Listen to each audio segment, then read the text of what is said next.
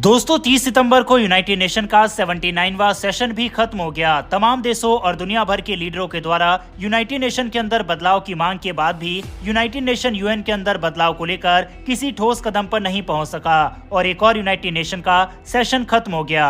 अक्सर लोगों की तरफ से और एक्सपर्ट की तरफ से ये बात बोली जाती है कि अगर यूनाइटेड नेशन के अंदर बदलाव नहीं होते और भारत को परमानेंट सदस्यता नहीं दी जाती तो भारत को यूनाइटेड नेशन को छोड़ देना चाहिए। लेकिन सवाल ये है कि क्या भारत ऐसा कर सकता है और क्या कोई यूनाइटेड नेशन का सदस्य देश यूनाइटेड नेशन को छोड़ सकता है और पास्ट में क्या किसी देश ने ऐसा किया है। इसके साथ ही जिस तरह से ब्रिक्स संगठन एक्सपेंड हो रहा है और तेजी से नए नए देश ब्रिक्स के अंदर शामिल होने के लिए आ रहे हैं, क्या आगे चलकर ब्रिक्स संगठन यूनाइटेड नेशन के अस्तित्व को खत्म कर सकता है और क्या ब्रिक्स देश आगे चलकर यूनाइटेड नेशन को छोड़ भी सकते हैं, क्योंकि कुछ स्टेटमेंट तो ऐसे आए भी हैं। इन सभी खबरों के बारे में डिटेल में इस वीडियो में बात करेंगे। काफी कुछ नया आपको सीखने को मिलेगा, इसीलिए वीडियो को अंत तक जरूर देखिएगा। साथ ही अगर आपको डिफेंस और फॉरेन पॉलिसी से जुड़ी वीडियो पसंद है तो नीचे दिए गए सब्सक्राइब बटन को प्रेस कर बेल आइकन को दबा ले, जिससे हमारी डेली ऐसी वीडियो आप तक सबसे पहले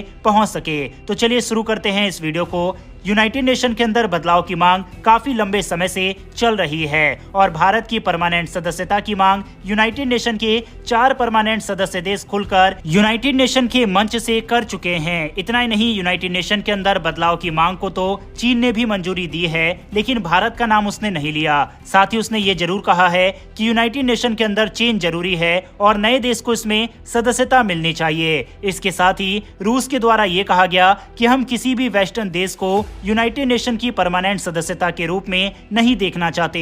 भारत और ब्राजील इसमें केवल शामिल होने चाहिए, क्योंकि ऑलरेडी अमेरिका के पक्ष वाले देशों की संख्या यूनाइटेड नेशन में ज्यादा है, क्योंकि ब्रिटेन, फ्रांस और अमेरिका तीनों एक ही गुट के माने जाते हैं। इसीलिए रूस नहीं चाहता कि इसमें जर्मनी, जापान जैसे देशों की एंट्री हो। यानी कि कोई परमानेंट देश किसी को चाहता है तो कोई किसी को, जिससे यूनाइटेड नेशन के अंदर बदलाव एक बार फिर से डिले हो रहा है। लेकिन भारत की बात करें तो भारत का कंट्रीब्यूशन यूनाइटेड नेशन के अंदर बाकी देशों के मुकाबले काफी ज्यादा है। फिर चाहे यूनाइटेड नेशन के अंदर भारत की आर्मी हो या फिर भारत की तरफ से दिया जाने वाला फंड, लेकिन इन सब के बावजूद दुनिया में सबसे ज्यादा आबादी वाला देश, दुनिया की 5वीं सबसे बड़ी अर्थव्यवस्था, दुनिया का सबसे बड़ा लोकतंत्र, उसको यूनाइटेड नेशन में परमानेंट सदस्यता से अभी भी दूर ही रखा गया है। ऐसे में कई एक्सपर्ट्स और लोगों की तरफ से ये मांग की जा रही है कि अब समय आ गया है कि यूनाइटेड नेशन के अंदर चेंज नहीं हो रहा तो भारत को यूनाइटेड नेशन से हट जाना चाहिए। वहीं बातें तो यहाँ तक की जा रही है कि ब्रिक्स संगठन को भी यूनाइटेड नेशन से हट जाना चाहिए, क्योंकि हाल ही में ब्रिक्स देशों की तरफ से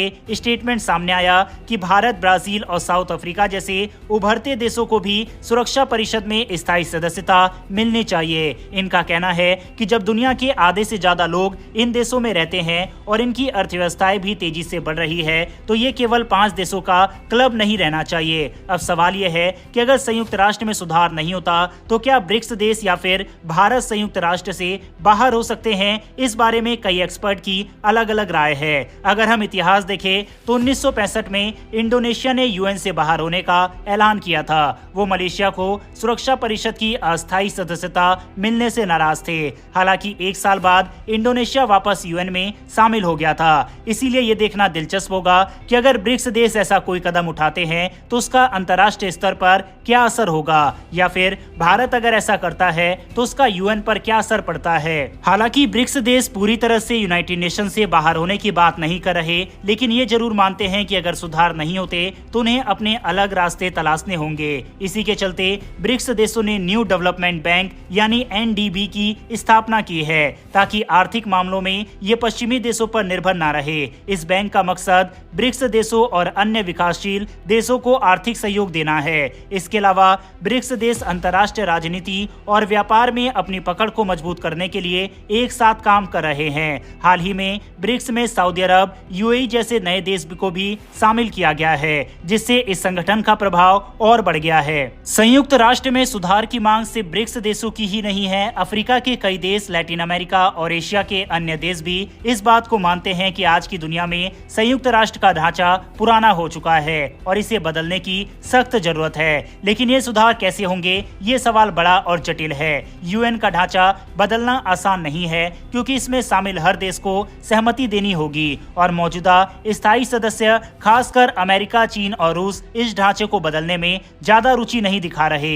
अगर संयुक्त राष्ट्र में सुधार नहीं होते तो हो सकता है कि ब्रिक्स देश यूएन से बाहर तो ना जाए, लेकिन वे अपने अलग मंच और सहयोग के रास्ते जरूर ढूंढ सकते हैं। वहीं से वैश्विक राजनीति में एक नया ध्रुवीकरण हो सकता है, जहां पश्चिमी देशों की बजाय ब्रिक्स और उनके सहयोगी देशों का गठबंधन मजबूत हो जाएगा। यानी कि दोस्तों साफ है कि पास्ट में एक बार इंडोनेशिया यूएन से बाहर हो चुका है, तो ये संभव तो है कि यूएन से कोई देश हट जाए। और अगर भारत ये स्टेप उठाता है तो भारत की देखा देखी कई देश भी यूएन से अपने आप को पीछे कर लेंगे। हालांकि ब्रिक्स देश ऐसा करे इसकी संभावना कम है क्योंकि चीन और रूस तो यूनाइटेड नेशन के परमानेंट सदस्य हैं ही। वहीं अब इस महीने यानी कि अक्टूबर में ब्रिक्स की अहम बैठक रूस में होने वाली है, जिसमें भारतीय प्रधानमंत्री और चीन के राष्ट्रपति भी मौजूद होंगे। आपको बता दें कि यह बैठक काफी कुछ डिसाइड करेगा कि ब्रिक्स संगठन कितना दूर जाने वाला है और कितना ज्यादा मजबूत होने वाला है। इस बार की ब्रिक्स मीटिंग को रशिया होल्ड कर रहा है और ये कजान शहर में होने वाला है।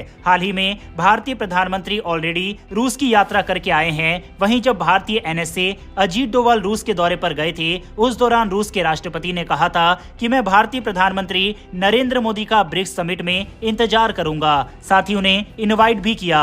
वहीं इस बार की ब्रिक्स समिट 22 से 24 अक्टूबर के बीच में होने वाली है, जिसमें कई नए देश साथ ही कई देश जिसमें पाकिस्तान, तुर्की भी शामिल है, इन्होंने ब्रिक्स में शामिल होने की रिक्वेस्ट भी की है। हालांकि तुर्की तो इस संगठन में शामिल हो सकता है, लेकिन पाकिस्तान भारत की वजह से इस संगठन में शामिल नहीं हो पाएगा क्योंकि ब्रिक्स संगठन में शामिल होने के लिए सभी देशों की सहमति की जरूरत होती है। वहीं इस बार की ब्रिक्स समिट पर दुनिया भर की नजरें होगी क्योंकि लगातार वेस्टर्न मीडिया के द्वारा भी भारतीय विदेश मंत्री डॉक्टर एस जयशंकर से ब्रिक्स समिट को लेकर कई सवाल पूछे गए थे, जिस पर कई तगड़े बयान भारतीय विदेश मंत्री ने वेस्टर्न मीडिया को दिया था, जो कि दिखाता है कि ब्रिक्स समिट को लेकर भारत कितना सीरियस है। जयशंकर ने कहा था कि जब वेस्टर्न कंट्रीज अपने G7 समिट में अन्य देशों को शामिल नहीं करेंगे और भारत दुनिया का 5वीं अर्थव्यवस्था होने के बावजूद G7 में शामिल नहीं है, तो हमें कहीं ना कहीं तो अपना रास्ता देखना ही होगा। यह स्टेटमेंट काफी ज्यादा वायरल हुआ था और इन फ्यूचर ऐसा भी देखा जा सकता है, जिसकी पूरी पॉसिबिलिटीज भी है कि G7 देश भी भारत को G7 समूह में शामिल होने का इनविटेशन भेज दे, क्योंकि हर बार भारत को इनवाइट तो ये लोग करते ही हैं। बहरहाल 22 से 24 अक्टूबर में ब्रिक्स संगठन के द्वारा क्या कुछ बड़े फैसले लिए जाते हैं, ये देखना काफी इंटरेस्टिंग होगा,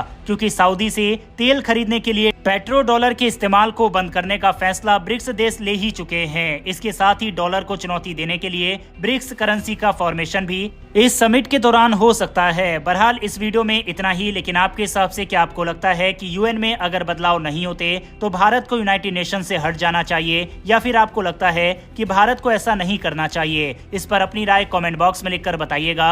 इन्फॉर्मेशन और वीडियो पसंद आई हो तो वीडियो को लाइक करके हमारी आने वाली डेली ऐसी वीडियो के लिए चैनल को सब्सक्राइब कर बेल नोटिफिकेशन अवश्य दबा लें। फिर मिलेंगे ऐसी एक नई वीडियो के साथ। धन्यवाद। जय हिंद।